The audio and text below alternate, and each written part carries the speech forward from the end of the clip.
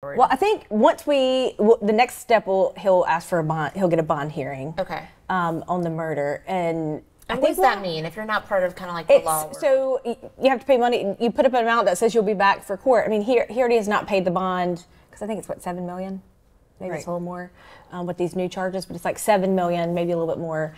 And he's not been able to post that. He would still have to post that $7 million plus whatever. But the good thing is that bond hearing, having that bond hearing, we'll hear more facts about the case, and we'll hear from the AG's office of what they have. Okay.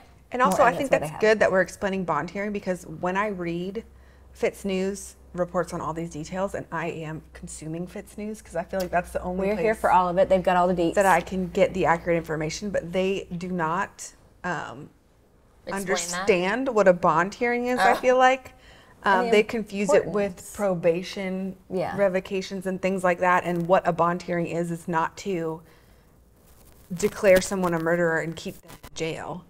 There's like two things that are supposed to be considered at a bond hearing: is are you a flight risk or are you a danger to the community? Gotcha. I think Alec will be denied bond because he's got a lot of money and resources, and I would not put it past him to It is a flight risk, yeah.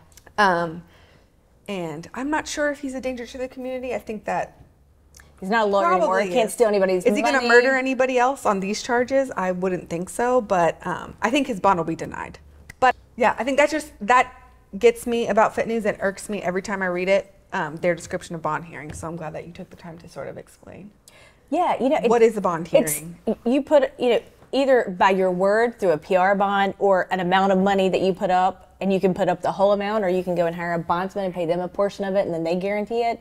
But you're essentially saying that I'm not going to reoffend while I'm out, and when you post that bond, and that you're promising that you'll be back for your court dates. Mm-hmm. That's all that is about. And that you're going to come and face the trial or the plea be there or at the consequences of your actions. Yeah. And so the only reason to hold someone in jail and make them wait for their trial, right, because you're presumed innocence. Mm-hmm. While you're in jail waiting for your trial, you're presumed innocent. Right. So the only way to restrict someone's freedom before they're even convicted of the crime is you've got to have them being a flight risk or a danger to the community. You can't just say, I think that guy's awful and he should get no bond, and that's a lot of. No, that makes sense. A lot of people don't know that. I didn't know that, so that's a lot of what I point out. Yeah.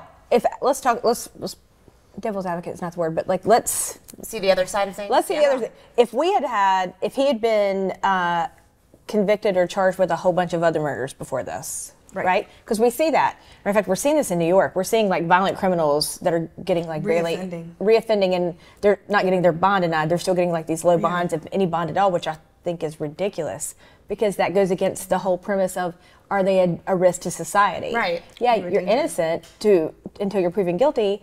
But if you have a history of convictions and violent crimes, then your butt needs to sit in jail because you could hurt somebody else. Right. And I think that's the part that Fitz News hasn't really grasped. There's definitely reasons to deny bond, and I don't think Alex Murdaugh will get his bond. Like I said, on these murder charges, on the financial charges, I think that he's absolutely likely to reoffend. And he might be a flight risk. And on the murder charges, I'm not sure. I don't know enough about it if he even did this murder, but I do think he would be a flight risk, and so that's a reason to keep him. Right. But you got to make those considerations. You can't just be like, blanket bad person. Now, how long until that bond hearing? Is that something that takes forever too, or is that something that's pretty quick? Quick. It'll be really quick. So this will be held by a general sessions judge. It will not be by a magistrate judge like at the jail. This will be held by a general sessions judge, and it'll probably be within the next term of court. So probably within the next 2 weeks, we'll have a bond hearing. Okay. Good to know. If not, and now that we know that like the Supreme Court's taken an interest in this case, and they're assigning judges and stuff like that are outside the jurisdiction of the normal Hampton, Colleton County, crew that he is buddy with, they might have a special term of court just for that. Sure. To get it done. Yeah.